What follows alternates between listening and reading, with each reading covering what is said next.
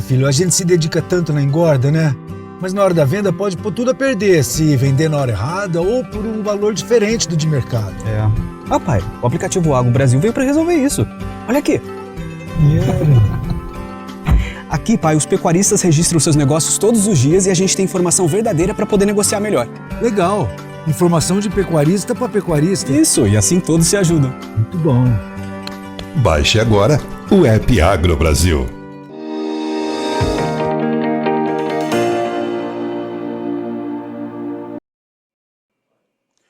Olá, amigos do Notícias Agrícolas. Estamos começando o nosso boletim acompanhando o mercado do boi. Semana apenas começando, é uma semana importante, início de mês aí. A gente quer entender como essa dinâmica de precificação pode chegar aí à arroba do boi.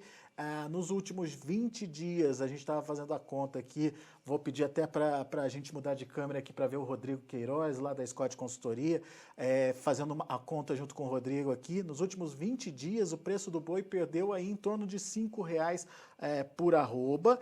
Tem uma pressão contínua aí nos preços da arroba, mas a briga tá boa. Rodrigo, seja bem-vindo, meu caro. Obrigado pela sua participação mais uma vez conosco aqui no Notícias Agrícolas. É uma queda de braços mesmo nesse momento, né, Rodrigo? Porque apesar dessa queda ter se consolidado, não é uma queda que dá para falar que é expressiva, né? Bom dia, Alexandre. Bom dia a todos do Notícias Agrícolas. Alexandre, exatamente, né? Essa queda de braço aí ocorre desde os primórdios, né?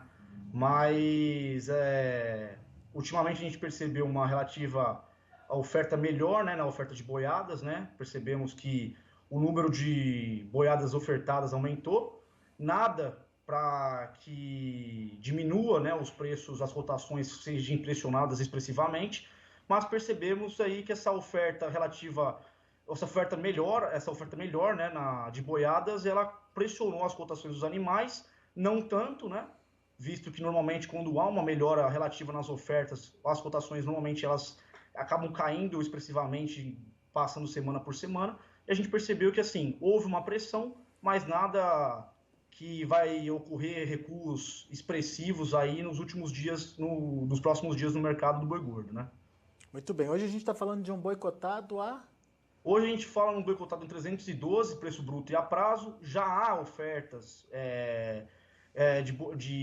de compra por parte das indústrias frigoríficas e conseguindo fazer esses negócios menores do que esses preços de referência, porém o mercado sempre quando há essa pressão de baixa, trava o mercado físico, né? Então os pecuaristas tentam segurar um pouco mais as boiadas, tentando fazer com que esses preços das cotações não abaixem, e ao mesmo tempo as indústrias frigoríficas com as escalas um pouco mais alongadas, girando em torno de 6, 7 dias aí hoje, a gente falava em torno de 3, 4 dias há um mês atrás, a gente percebe que o mercado acaba dando aquela travada, né? Então não há negociação entre o vendedor e o comprador, fazendo com que trave esses negócios no mercado físico, e o pecuarista agora numa situação um pouco mais complicada com esse início de estiagem agora, né? Pois é, porque agora a pastagem começa a secar, o gado começa a perder eficiência e, teoricamente, em outros tempos a gente teria a tal da suplementação, né, Rodrigo? Mas fazendo as contas hoje, fica difícil o produtor utilizar dessa ferramenta, né? Então, Alexandre, é o que a gente sempre vem dizendo, né? Os preços dos insumos subiram bastante, né? Dos concentrados, a gente pega a soja aí, saca de soja subiu 75%, farelo de soja praticamente dobrou em relação ao mesmo período do ano passado, preço do milho aí subiu em torno de 63%, 64%. Então, ou seja, né? Ao mesmo tempo a gente viu a arroba do boi gordo, ela subindo em torno de 60%, né? 59%. Em relação ao mesmo período do ano passado. Então subiu proporcionalmente menos do que os concentrados, né? Então a relação de troca deu uma piorada, mas dessa maneira a gente consegue ainda ter uma certa lucratividade e hoje cabe ao pecuarista saber aí qual é a melhor suplementação a ser feita aí na época das secas, né? Hoje, se for uma boiada a pasto, talvez vale, né?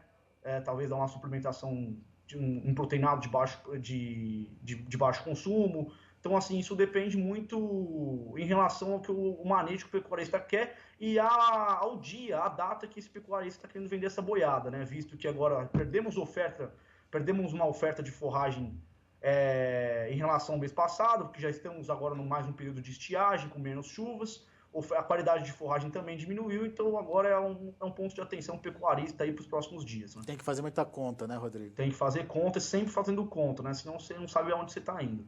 Muito bem. Agora, diante dessa situação, a oferta ela vai aumentar, tende a aumentar? Qual a expectativa de vocês aí, Rodrigo? Bom, Alexandre, agora nos próximos 15 dias, a expectativa nossa aqui é de que continue esse aumento nas ofertas de boiadas terminadas, né? Continue o mesmo ritmo que a gente andou percebendo aí nos últimos 15 dias, né? De ofertas maiores. Então, assim, isso vai continuar até mais ou menos ali final de maio, né? Meio de maio, mas final de maio já chegando ali naquele ponto de que quem devia vender já vendeu e quem não vendeu ainda já está atrasado, né? Então, agora é esperar ver como é que vai ser as chuvas até agora final de maio e em junho agora o pecuarista se preparando para a seca que está vindo aí. Muito bem, mas essa oferta que deve aparecer nos próximos 15 dias, como você bem colocou aí, ela pode pressionar mais a cotação ainda, Rodrigo, ou já estamos no limite aí? Então, Alexandre, acho que falar em limite é um pouco complicado, porque eu dou exemplo aí de 2 anos atrás, 1 ano e meio, nunca ninguém imaginou que o boi gordo iria chegar a R$320, R$315 por arroba, né? Então, assim, em relação à volatilidade hoje do mercado, a gente pode falar que não, ainda tem espaço para queda, obviamente, espaço para queda sempre vai existir, como tem espaço para subir também, dependendo do mercado que a indústria está vendendo, né? Então, assim, hoje a gente pode ser que aconteça das cotações recuarem, né? Mas a gente não espera recuos expressivos, né? Recuos, assim, girando de R$20, R$30 para baixo. Obviamente que não. A gente espera alguns recuos, algum ajuste aí nas ofertas de compra, até porque junho, julho e agosto são normalmente épocas em que, se a gente olhar a sazonalidade do mercado, são épocas em que normalmente as cotações do boi gordo acabam subindo, né, pela falta de oferta devido ao período de seca, né? Então agora que a gente fala é a época do gado confinado, né? O primeiro giro de confinamento já está rolando aí já faz algum tempo, né? Já está acontecendo. Então agora na época de seca é mais o pessoal agora do confinamento ou o pessoal que está suplementando o gado a pasto aí engordando esse gado a pasto, né? Fazendo talvez um semi-confinamento, esperando vender esse gado aí um pouco, vai mais para junho, julho. Muito bem. Agora, Rodrigo, vamos falar um pouquinho da demanda, porque nós vamos passar por um período agora sazonal, né? Todo começo de mês é a mesma coisa, de demanda melhor, que vem impulsionado pelo recebimento dos salários, etc, etc. Certo. E a gente tem aí a novidade do auxílio emergencial para esse mês também ser computada. Qual é a expectativa para a demanda interna, principalmente nesse momento? E vocês já conseguem mensurar aí o impacto do auxílio emergencial, mesmo sendo menor do que no ano passado?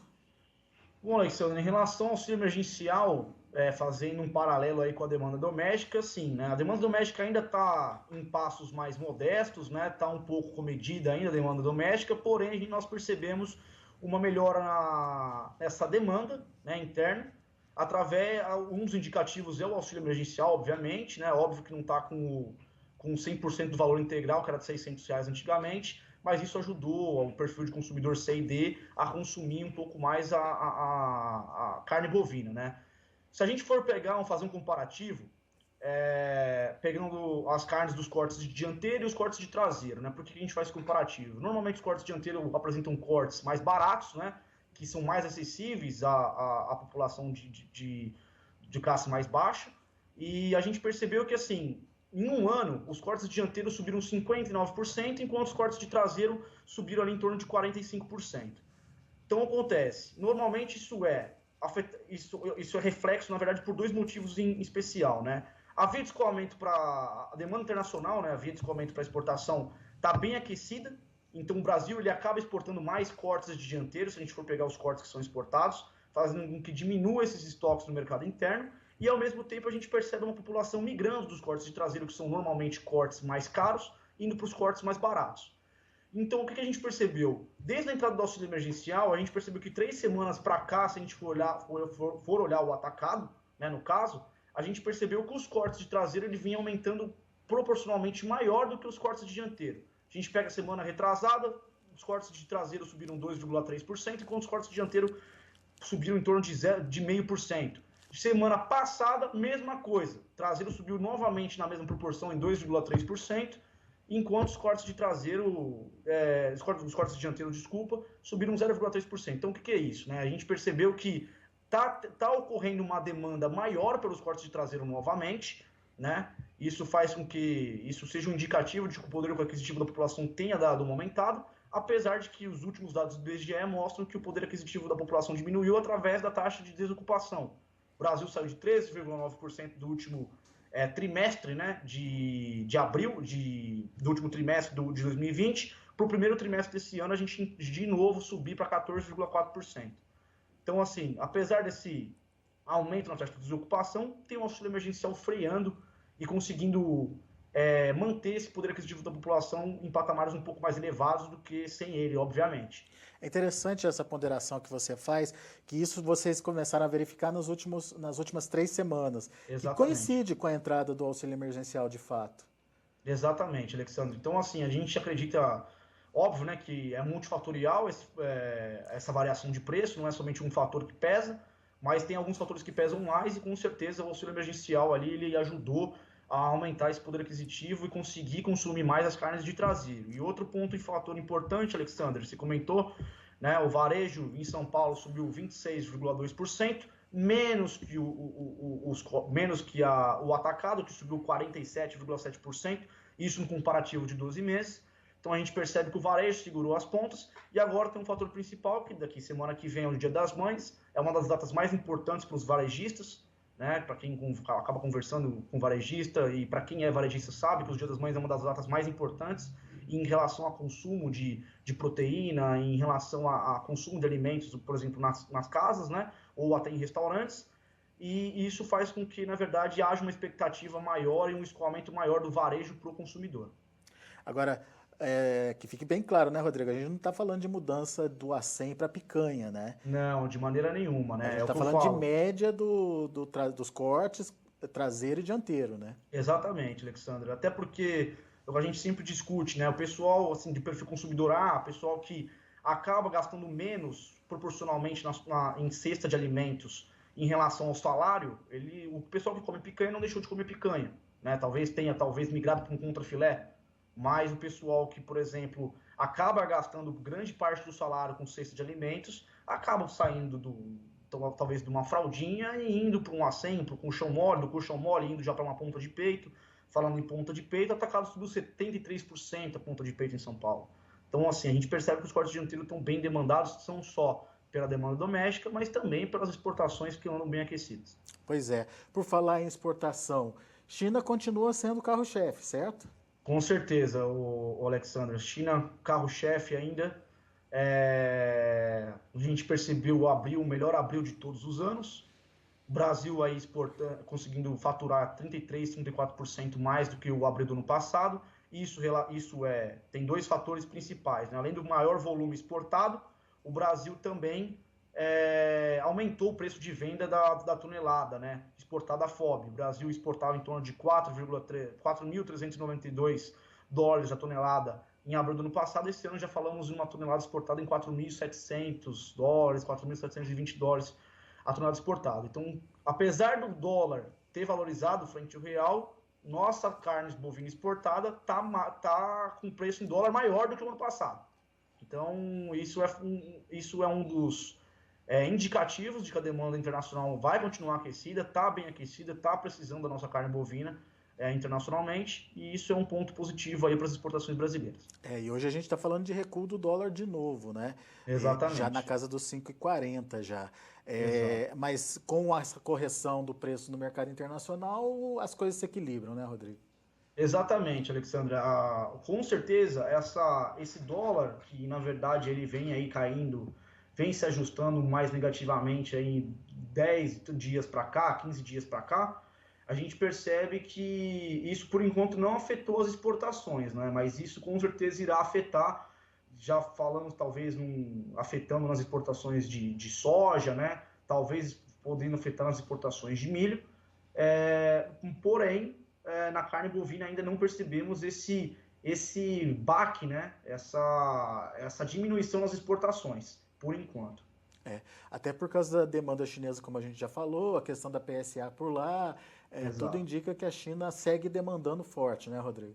Exatamente, Alexandre. Falando também em PSA, um ponto importante salientar que assim, né, a China ela vem tentando controlar, né, e conviver com a PSA já faz um tempo, desde ali de meados de 2018, né, tendo que começar a importar compulsoriamente outras proteínas de outros países, mais ou menos em 2019, né, final de 2018, início de 2019, e a China, na verdade, há um mês atrás, a gente viu 3 novos surtos, né, a terceira maior região produtora de carne suína, que, se não estou enganado, é o Wuhan.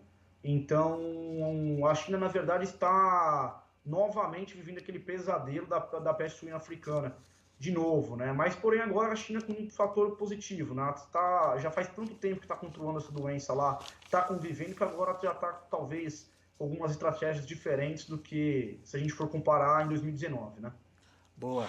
Rodrigo, vamos ficar de olho então nesse comportamento de início de mês, vamos ver se ele vai ser suficiente para estabilizar pelo menos essa pressão negativa de preços, mas como você disse, tem 15 dias pela frente ainda de oferta sendo colocada aí no mercado. Vamos ver como é que essa relação entre demanda e oferta vai formatar o novo preço a ser praticado aí pela arroba. Vai ser interessante até pela queda de braços que a gente tem visto aí no mercado nos últimos dias. Vamos ver como é que vai ficar essa relação aí entre comprador e vendedor. Não, com certeza, Alexandre. Vamos esperar aí como é que vai acontecer nos próximos dias aí no mercado do boi gordo. Legal. Rodrigo, obrigado, um abraço, meu amigo, até a próxima.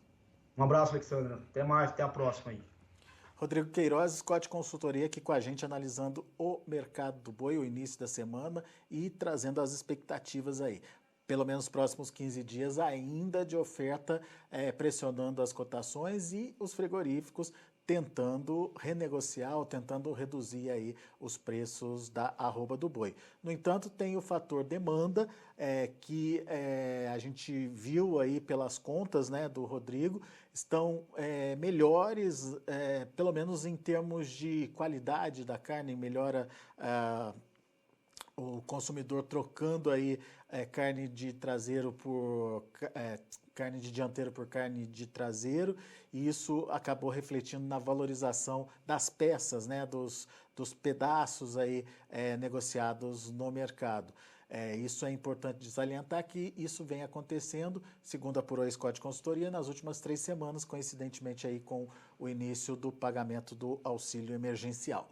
Muito bem, vamos aos preços no mercado futuro lá na B3, mercado do boi trabalhando da seguinte forma.